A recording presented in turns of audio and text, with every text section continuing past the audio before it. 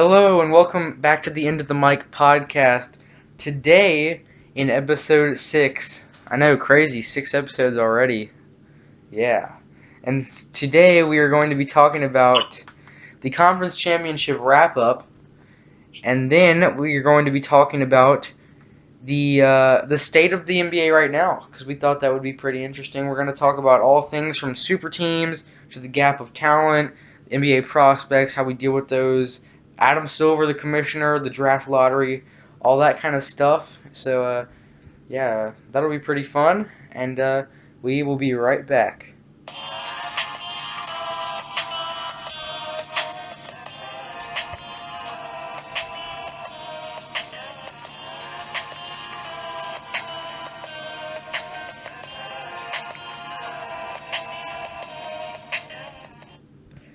Alright, and we're back. Now, as we promised last week, it is time to reveal the surprise. Now, Zachary, take it away.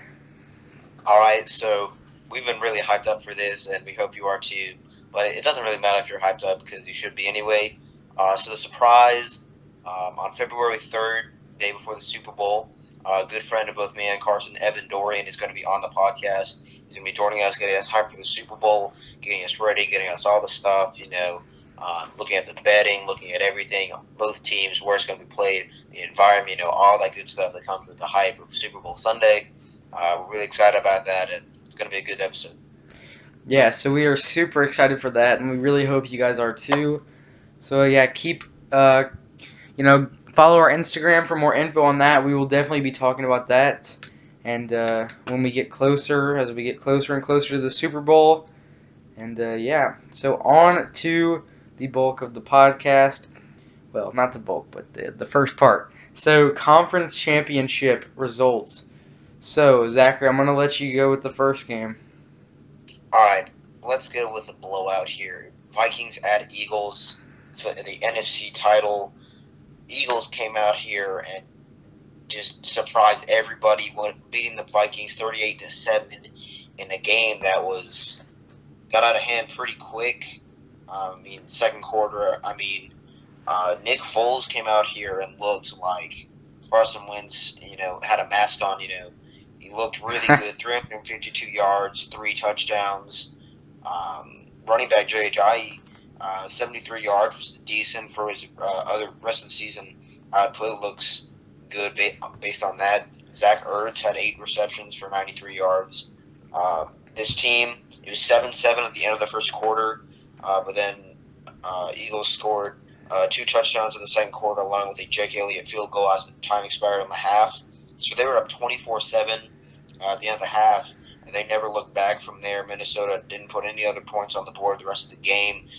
Eagles added a couple of touchdowns later in the game, and they end up destroying Minnesota. Minnesota very disappointing if you're a fan, because, of course, you should know that Minnesota was playing. If they win this game, they get to go back home to Minnesota and play in the Super Bowl in their home stadium. It would be a very historic event in NFL history. But Case Keenum comes out, and you thought it was going to be the battle of the backups. Case Keenum would outscore Nick Foles. Case Keenum comes out 271 yards, only 1 touchdown, 2 picks. The rushing duo of Jerick McKinnon and Latavius Murray did really nothing. Jerick McKinnon was the leading reception for the Vikings. He had 11 catches for 88 yards. But Jerick McKinnon and Latavius Murray combined for only 58 yards on 16 carries. That's obviously not what you want in the ground game. Obviously, their astounding defense could not keep Philadelphia offense, who really blowed up this game. This is not a game that you really could want to watch after the second half. Yeah, it got out of hand really fast. You and I both picked the Vikings in this game, as I think everyone else did in the entire world, as Nick Foles is not a starting quarterback, and Case Keenum is. And if you're a Vikings fan, I don't think you can be mad at Case Keenum. He didn't have a horrible game. It wasn't an amazing game, but he was not as bad as your defense was. Now, the Vikings' defense was abysmal in this game. It was atrocious. They couldn't stop Nick Foles or Jay Ajayi or anything. It was ridiculous. Like, you could have put a 5-year-old and they would have scored out there for the Eagles, and they would have scored on that Vikings defense last week. It got out of hand really fast, and it's really disappointing because everybody picked the Vikings for this game, and I would have really loved to see the Vikings play in their home stadium for the Super Bowl and beat the Patriots. And I don't think the Eagles can beat the Patriots now. So yeah, Yeah, it's just for me, it did show me what Nick Foles can do. I've been talking the whole playoffs. Been picking against the Eagles, going back to the Atlanta Falcons game, because I've not trusted Nick Foles, and he's obviously blown me out of the water, especially with this game, that he can step up. If you remember, the offensive coordinator who actually just signed to be the head coach of the Giants, Pat Shurmur, Nick Foles was actually in Philadelphia when his breakout season in 2013, I believe, and Pat Shurmur was the offensive coordinator there. So it might be the offensive coordinator Nick Foles and how they mesh, but he really came out and he said, Carson Wentz, who I can lead this team. I can look really good in this NFC Championship game, and Philadelphia maybe not needed him as much as they thought they did, but it was definitely they needed him to not be horrible. Nick Foles needed him to step up, and he did. And Case Keenum obviously did not show up in this game. He looked pretty bad, only 28 of 48 in this game, passing wise. This wasn't. There was only 2 sacks total in the game, so it's not like neither of them were really getting a lot of pressure. It's just the fact that Case Keenum was not very accurate in his throws. Couldn't get a run game going. In Philadelphia, once that offense got rolling in the first half, they just never looked back. yeah. So nothing really more to say. This was the most disappointing game of the playoffs by far. Yep. I just it makes me really sad because the Vikings. Imagine Case Keenum winning a Super Bowl in his first year as a starting quarterback. I Yeah, mean, that would have been crazy. And the thing is, there was so much hype around the Vikings. That's why it's the most disappointing because obviously you got the skull chant everywhere in Minnesota, and now all that hype is nothing. If you haven't seen, they went to the Mall of America and they did the skull chant. And there's like 1,000 Minnesota Vikings fans there, and they're all doing the skull. And now every single one of those fans are now vastly disappointed. They don't know what quarterback they're coming in next season. yeah, They have a good defense that should be able to keep up next season, but other than that, they did not look like a good team in this game. Obviously, they're a better team than this, but there's just so much hype around this, and Eagles was able to come in and block that out, and was able to get a really blowout win in this game. yeah. So pretty much it for that game. On to the next game, Zachary. All right, Jaguars at Patriots for the AFC title. Jaguars, upset the Steelers last week, had the momentum. New England was able to pull off the win late, winning 24-20. But in this first half, if you're a Patriots fan, you have to look, and you were quite worried. Jacksonville, I believe, had an early quarter lead. Hold on. Yeah, Jaguars had a lead early. They scored first touchdown of the game, 7-3 at that point, and then they scored another touchdown. It was 14-3, and then New England got a touchdown. It was 14-10 at the end of the first half. Jacksonville got a field goal in the third quarter. That was the only scoring that went on then. Then Jacksonville was up 20-10 with just about 15 minutes to go. But New England, Danny Amendola had 2 touchdown passes in the fourth quarter. New England was able to rally back and hold the Jacksonville offense to a late defensive stand by the Patriots. Tom Brady looking like his normal self as always. 290 yards, which he could probably have done better passing wise, but 2 touchdowns that came up clutch at the end. John Lewis only had 9 carries with 34 yards for the Patriots, not as much as you would want. But Brandon Cooks, of the 290 yards Tom Brady threw, he had 100 of those. He had 6 receptions. Blake Bortles was not the reason the Jags lost. That's not the reason, actually. He had 293 yards and a touchdown. That's respectable, especially with Blake Bortles getting so much hate, which could be deserved. He definitely can win playoff games for the Jaguars, obviously, but he obviously needs help around them. There's definitely still questions at the quarterback position. Leonard Fournette, 76 yards and a touchdown. It was really surprisingly, it was the Jaguars defense that gave this game away to New England. New England was looking pretty scared there in the fourth quarter, down 20-10. But Jacksonville just could not hold the Patriots and Tom Brady at the end, and Tom Brady looking to win his 6th Super Bowl now. Yeah, I mean, the Jaguars choked. They pulled the Golden State Warriors. Maybe not as bad, but it was pretty bad. 20-10. You have the Super Bowl in your sight. Like, you can see Minnesota. You can see yourself playing in the Super Bowl against whoever won the other game, and you choke. I mean, and it wasn't even Blake Bortles. It was the best part about this team. You and I rated them as the top defense in the NFL, and they couldn't stop an injured Tom Brady. They couldn't do it. It just wasn't happening in the fourth quarter. Tom Brady he did Tom Brady stuff, and like you said, he's on his way to his 6th Super Bowl. He's hoping. I'm hoping the Eagles actually take that one, but it's. I mean, Tom Brady they couldn't stop him. It was really sad. Both of these games were really sad because they both ended in ways I didn't want them to, and I mean that's just how it went. The Patriots definitely looked up, and second half they made some defensive adjustments on the Jaguars. They came out here, they had a fire to win this game. They really wanted to get to that Super Bowl. Obviously, Tom Brady on the not really decline of his career, obviously, because he might win another MVP, but he's definitely coming to an end. He's not going to play more than 3 or 4 more years. I don't think he's even going to play that many more seasons. But they come out here and they said, we're not done yet. Jaguars were not ready for that, obviously, on the defensive side.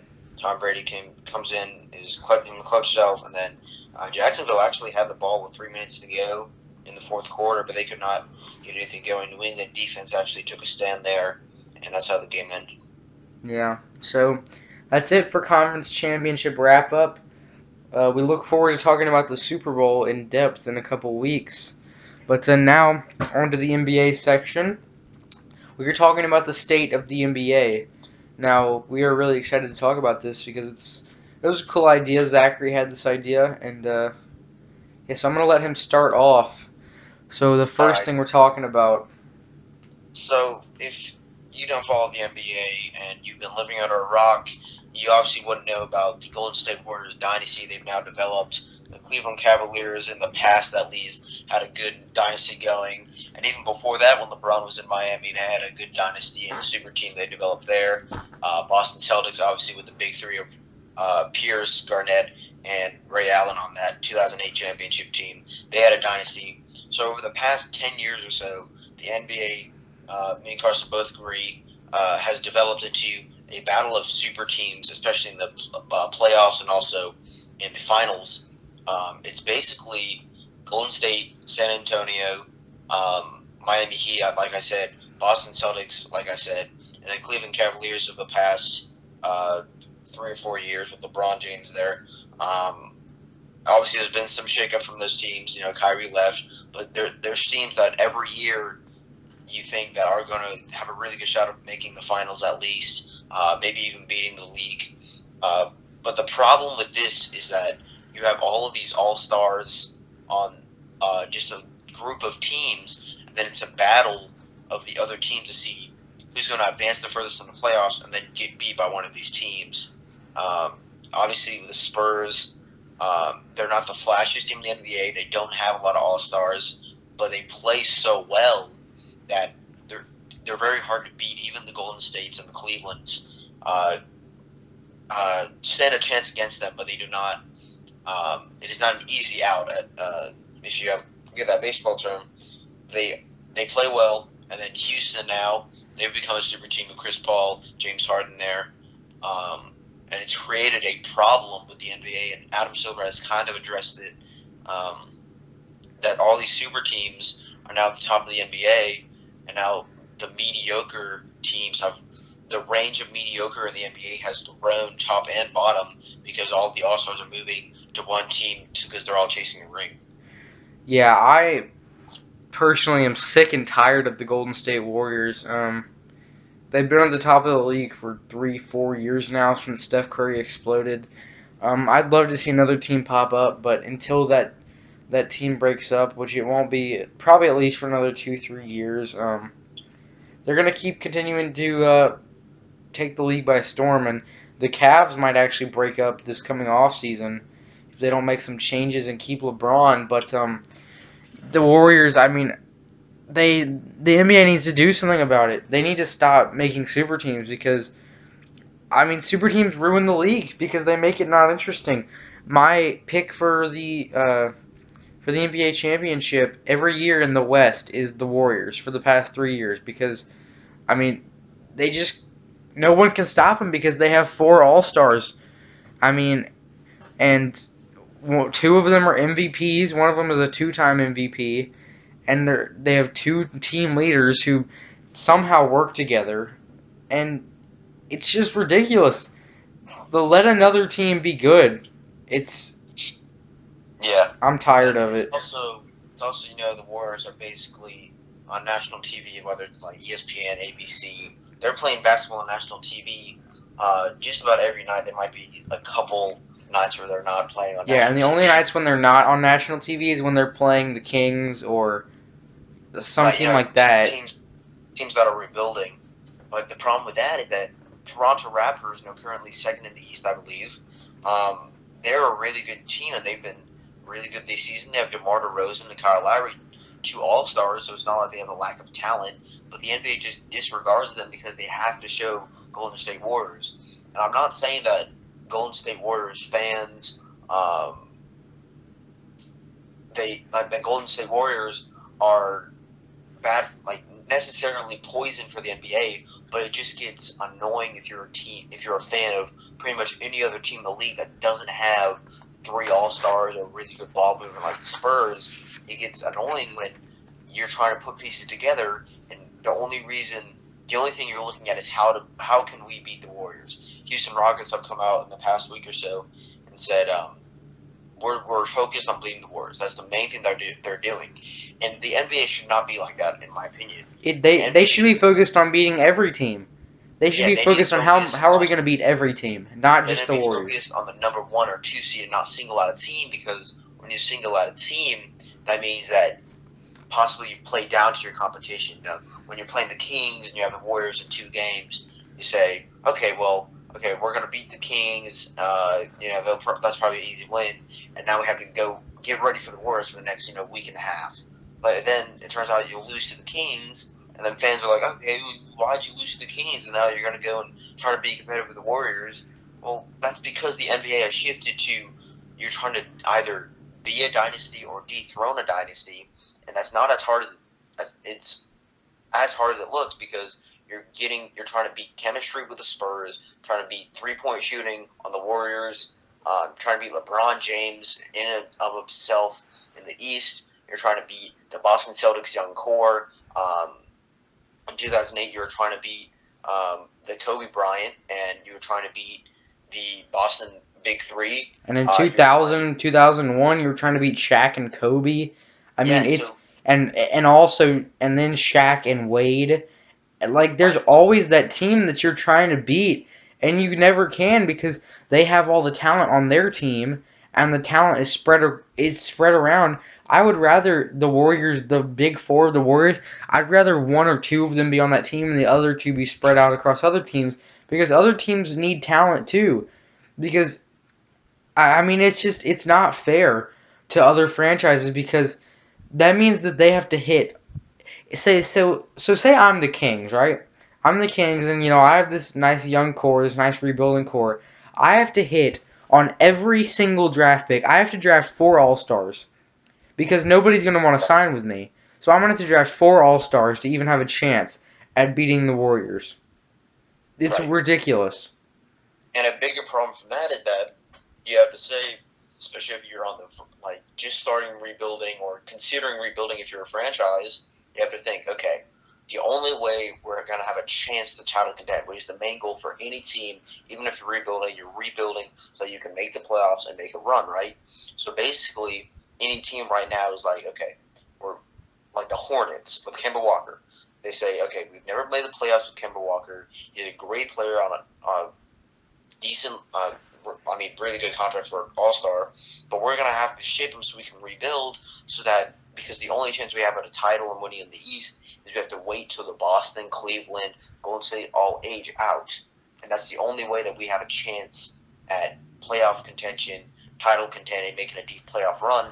And that's a big problem in the NBA because teams should have to be competitive, and we'll get to this later with the draft lottery. They should want to be competitive the whole season, every season, but that's not how it looks in the NBA right now. Yeah. All right. So we've assessed the problem, right? We've assessed the problem with super teams. Now we're going to see if there are any ways to fix it. Well, one idea I have is you should only be able to have one MVP on your team. That's one rule you should have. You cannot have two MVPs on your team. That's ridiculous. That's ridiculous. That rarely ever happens, and of course, Kevin Durant signed with the Warriors, the Snake himself. One MVP on your team. And if they win MVP while they're on your team, once their contract is up, one of them is not allowed to re-sign with you. Unless you drafted that player. I think that's the only way. Unless you drafted that player. So, like, say Kevin Durant had stayed with the Thunder and Russell Westbrook still had one MVP, they drafted both those players, so they're allowed to keep both of them. But the Warriors should not be allowed to keep Kevin Durant because he signed there. Now, and then you should only be allowed to have 3 All-Stars max on your team. I think unless you drafted more. Like, that's what I'm saying. Like, if you draft them, you deserve to keep them. I think that's how it should work. If that player coming out of college, you saw that they could be MVP. Yeah, I think that you deserve that player. So, like, the Thunder deserved to keep Kevin Durant because they drafted him. They saw how good he was. They made him that player, and they deserve to keep him. Now, 1 MVP, 3 All-Stars, unless you drafted more. I mean, that just sounds fair to me because it spreads the talent around and makes sure one team doesn't have too much unless you fairly drafted him. Like the Celtics, they drafted like almost every player they have or made a cheeky trade for him or like. Right. So I think that would make it much more fair. Yeah, and that kind of brings up the topic of loyalty in the NBA. Kevin Durant, obviously the Snake, but you have him. OKC, his contract is up. He's the team that drafted him. Made the finals in 2012. They're not a bad team, but he has to leave them because he wants to go be one of the greatest teams ever. Obviously 73-9, best record, NBA regular season. I'm sorry. He joins that instead of being loyal to the team that drafted him. He knows he's an MVP. He knows he's going to make that offense even more dynamic than it already was. And so now players want to do the same. Chris Paul wants to go to the Rockets, team up with James Harden. DeRozan and Lowry are an exception because they're a great backcourt duo, but they were already they were made while they were playing together. So that's an exception. But also going back, I don't know if rules and regulations would help the NBA because that just kind of makes it a little bit forced and kind of a dictatorship in a way that Adam Silver says you can only have, basically saying you can't have these players on your team. They have to play with a team. I think those are fair rules though because the drafting stipulation. I think if you draft them, you deserve to keep them. And I think that's fair. And then you have to go into the fact that cap salary. Those players are either going to take a money decline, which they should not have to. They should be able to take any contract a team can offer from anywhere. But then also you have to go with, like Boogie Cousins. He was an all-star, but he had beef with the front office. Does he still have to put up with that? I mean, I'm not saying he has to re-sign with them. I'm saying he could go sign with another team as long as they don't have 3 other all-stars. I think that's fair. So he goes and signs. He could have signed with the Pelicans because they only had 1 other all-star on their team. The team that he's on currently. I mean, he can sign anywhere that does not have 3 all-stars. I'm just saying that it's those rules aren't necessarily horrible, but it's just the problem that the NBA has super team issues that they don't know how to solve, and there's no clear solution because I don't think they want to do the rules. But you have all these players trying to go to different teams and team up, and then teams that can't attract those big free agents or don't have a cap to are stuck getting seventh, eighth, maybe in the draft lottery for multiple years to come just because they know they can't compete with the Golden State Warriors. They just decide to rebuild and try to get assets to try and be the next, title contender. And as you say, the league does not want to do that. That leads us into our next topic. We are talking about the commissioner of the NBA currently, Adam Silver. Now, let's give him a rating 1 to 10.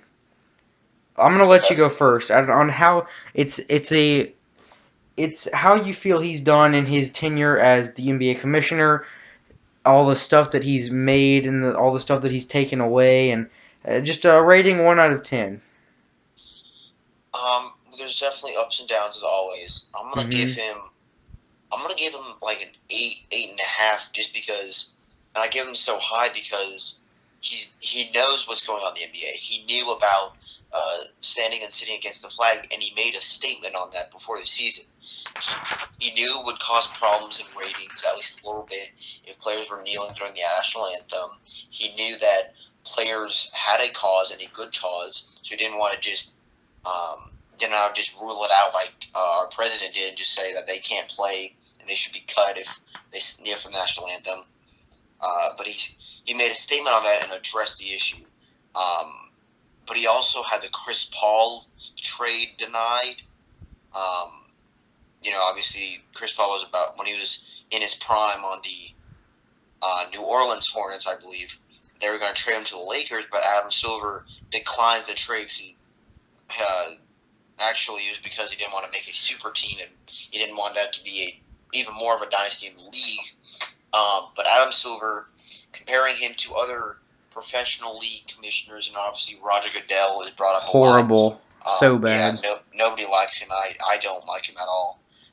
Adam Silver has really excelled if you compare him to Roger Goodell, and I think that should earn you points. And I've not seen anything that warrants him being fired from this job because he, like I said, he addresses the issues. He knows what's going on.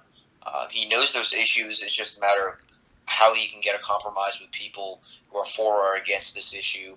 But the fact that he strives to make a compromise, I think that warrants an 8.5 out of 10. Mm-hmm. I'm gonna go with a 7.5 because I think he's done a really good job, like you said, in comparison to other commissioners, and compared to David Stern, the former commissioner, who was just flat out bad. He did a lot of horrible stuff while he was commissioner, like rigged the draft lottery. But Adam Silver, I think, is a more fair commissioner. Like you said, he likes to address issues. He strives to actually accomplish a goal and to fix problems. Now, super teams is an odd issue. Now, I think that, see, people may not like the radical thing, like I said, the 3 All-Stars, 1 MVP.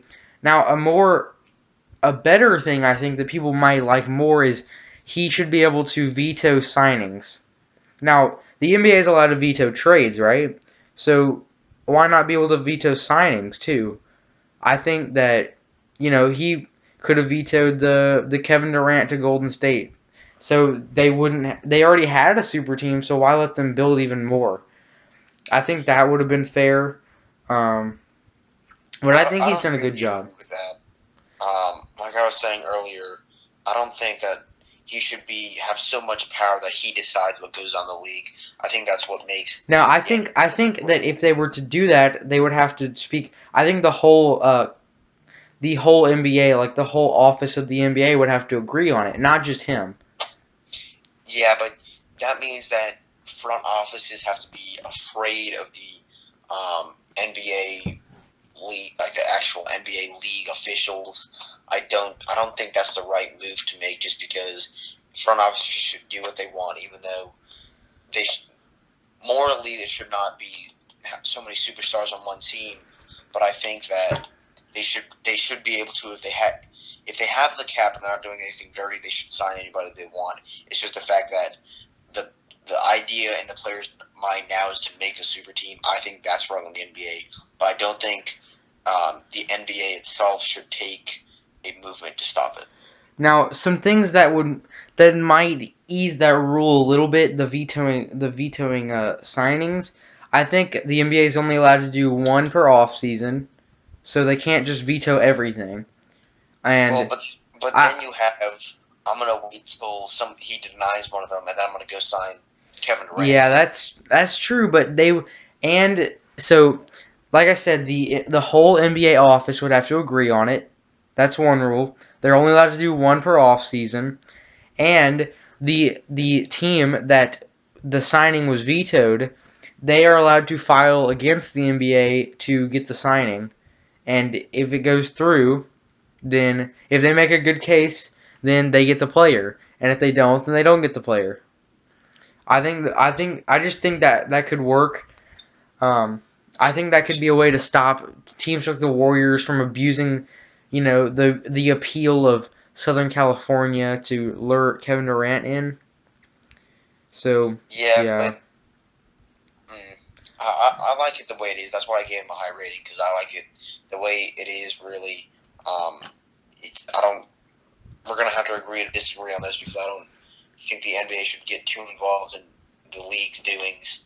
And I don't think that Adam Silver should make drastic changes to the NBA other than get to the one and done rule in a minute. And stuff like that doesn't affect how the current NBA functions as a whole. all right. Well, now on to the next topic. We've talked about Adam Silver super teams. Now, how people build their super teams, one and done NBA prospects, and also the draft lottery later. First, we're going to talk about the one and done rule and how we feel about that. Um, I personally, I I don't know how to feel about the one and done rule. Um, it can be good, but it can also be bad because it makes these young like 19-year-olds, 18-year-old, 20-year-olds, they can come out whenever they want. They can play 1 year at college and say, "Oh, I want the money. I want to play right now," so they can leave. Um, that's kind of why football has it as you must be 3 years removed from high school because they're more mature at that point, obviously, and they might be more rational. They're thinking, do I need to come out right now, or should I stay another year in college? Get a diploma, get a degree. Just be more rational about it, be more mature about their decisions. Um, but it can also, it also makes the draft a little bit more interesting. It makes college basketball a little bit more interesting. So I don't know. Yeah, you have to kind of look at it from all standpoints. I don't agree with it just because, on the one side, like it's not necessarily a bad thing, but Kentucky Wildcats, they have all these one and done um, stars on their team coming through every year in college basketball. And on the one hand, it doesn't create that they're dominant for 4 years and then mediocre 4 years and then get a really good freshman class. So I guess it helps in that aspect. It also helps that if you're a freshman superstar like Trae Young, then you can get your draft stock. If you do decline the next 3 seasons, then you can get your draft stock while you're in your prime of your college career, I guess. And also, if you are good and you're going to stay good, then that takes away some of the years that you can play in the NBA. Yeah, But at the same time, I always look at the players who don't turn out stars. You have these players who go maybe even undrafted or get cut.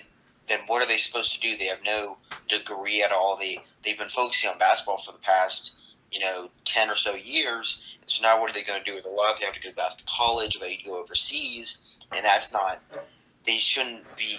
I don't think they should have the decision as an 18, 19-year-old to come out of college and playing against grown men. Obviously, yeah, some are stars like Jason Tatum, but then you have other stars that either have a whole lot of or a few development years that they need, which on the one hand you could say could have been had at college because they could have matured and worked on their game there.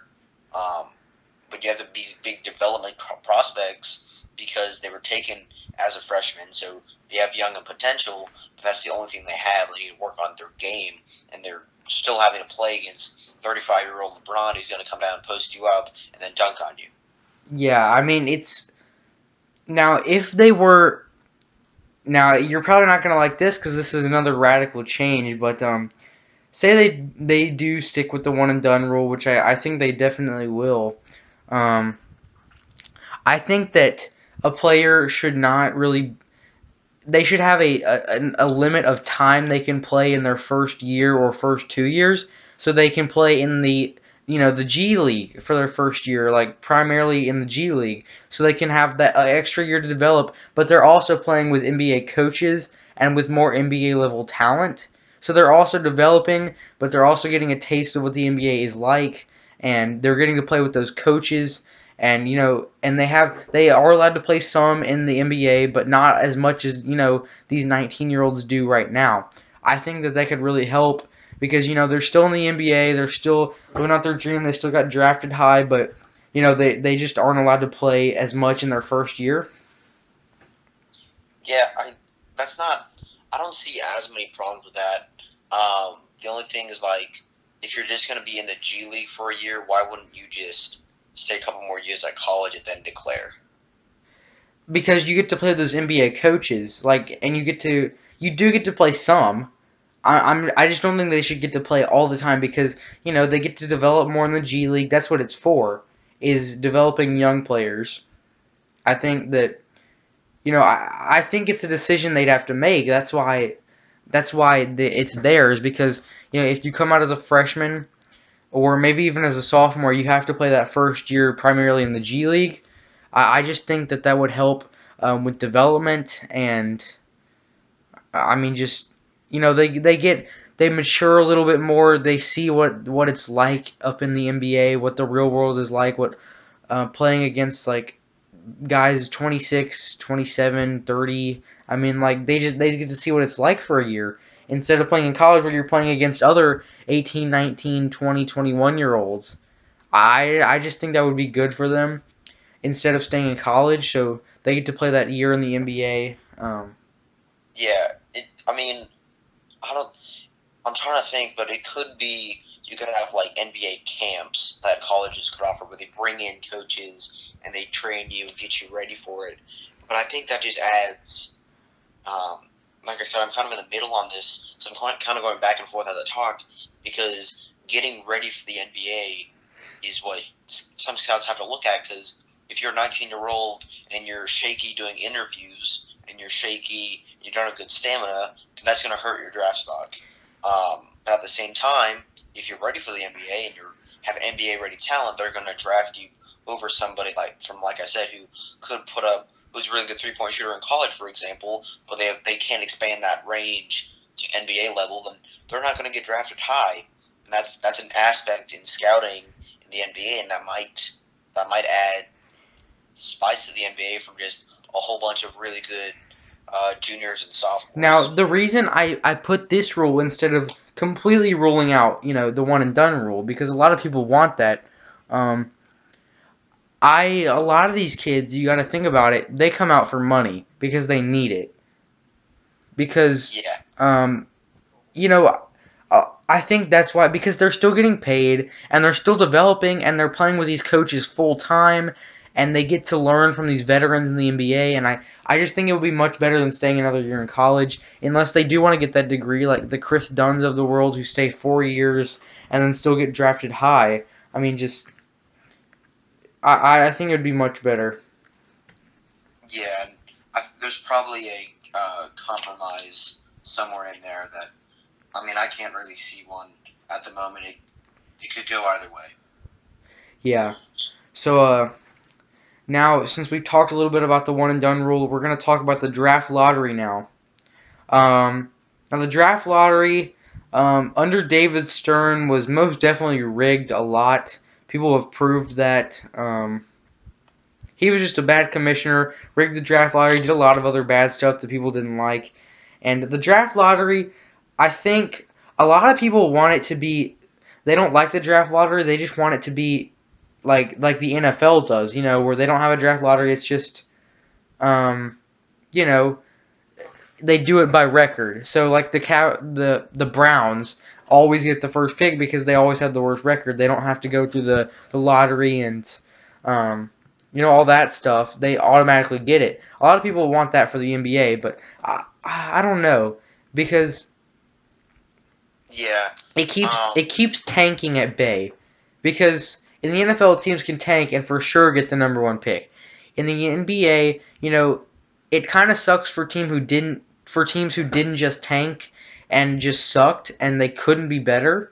But for teams who are trying to tank, it's good against those teams because it's a good wall of defense because it keeps them from always tanking because they don't always get that guaranteed number one, number two, number three pick. It's luck of the draw, really. Yeah, and I'm also in the middle about this because obviously the NBA puts the draft lottery so that teams don't tank for the number one spot because they're not guaranteed it. So you have to look at it from both, like, say, the Nets this year if they had their pick, and then somebody like the Grizzlies who are new to the rebuilding process. So on the one hand, let's look at it from the Brooklyn Nets. You have the worst record in the league by far. You have zero really good talent. You need a good prospect, and so obviously number one is the best place to do it. But what if the second team has 5 more wins than you? What if there's that big of a gap and they still get the first pick in the draft? Yeah. That doesn't seem fair to you because you, sounds bad, but you worked hard to get that number one pick. You clearly didn't have the talent that number 2 team had, even though it was bad enough to have the second worst overall. But the NFL makes a good spot. In the NFL, it's kind of different, though, because you could win one game in the season that determines you go from number 2 to number 5. Yeah. NBA, obviously 82 games, you can't really do that, but that means you just have to tank harder. Yeah. So I think there could be an adjustment. You could have lottery, like the top 5 picks or so, maybe even like the top 8 of the lottery are all taken by record, and then the lower 9 through 14 teams are done by lottery. And then going to the Grizzlies point of view, you have could get number 6, 7th overall pick, but at the same time you could get the 4th, but at the same time you could get the 9th. And so I think it'd be better for teams, especially planning ahead of time, especially if you know you're not going to make the playoffs, of knowing where you're going to be drafting so you can scout those type of players. You're not going to scout the 3rd best prospect. You're going to be scouting the 5th best prospect. And that makes a big difference because that focuses your what players are going to play this season, what free agency trades you're going to do at the deadline, and things like that. So I think top 7 or 8 go by order. That makes it clear that you get the prospect as according to how bad you were, and then once it gets into we're not really bad, but we're bad enough to not make the playoffs, and it could be kind of luck of the draw because I think that's more fair. Now, as we finish up here, we're gonna, if you had to make a choice, change the draft lottery to all of them are determined by record, or keep it exactly how it is. You have to choose one. What do you pick? I don't know because you had the 2 years ago where the entire draft order was exactly how record-wise. Because it's not like it's been really bad in the past, but I know it could be better. I think I'd probably have to change it if I had to choose one. I would change it because it could get better, it could get worse, but I don't like it how it is right now, and the NBA's really been looking into changing it. And so if you change it so that some of them are set, even if it's not the whole lottery, you could have, like I said, teams know what to scout and what trades and moves they need to make. But at the same time, it would hurt tanking, but they're going to do that anyway. Like, everybody knows you're already going to tank if you're the Sacramento Kings. You have no chance for the playoffs anyway. So it's not like... Yeah, why would you not tank? Right. It's not going to deter teams in the bottom 5, 6, 7 teams to tank. It's just going to determine whoever tanks the worst, I guess, and who really has the least talent should get the best draft pick. That's what That's where the reverse draft order is supposed to Yeah. be anyway. The worst team gets the best prospect. Yeah, so if I had to choose one, I would definitely change it just like you did. So, a different draft lottery. So, we've talked about the state of the NBA. We talked about everything. Pretty much, we have some other stuff we'll probably cover in other episodes. But I think that's it for this episode. So, yeah, we're gonna end it there. But keep up with the next episode because we have some interesting stuff. Our first MLB section, we're going to talk about something pretty interesting with the baseball world right now. So keep tuned for that. Remember, follow our Instagram for daily updates, know when all the episodes come out, and we really hope you enjoyed. Thanks for listening.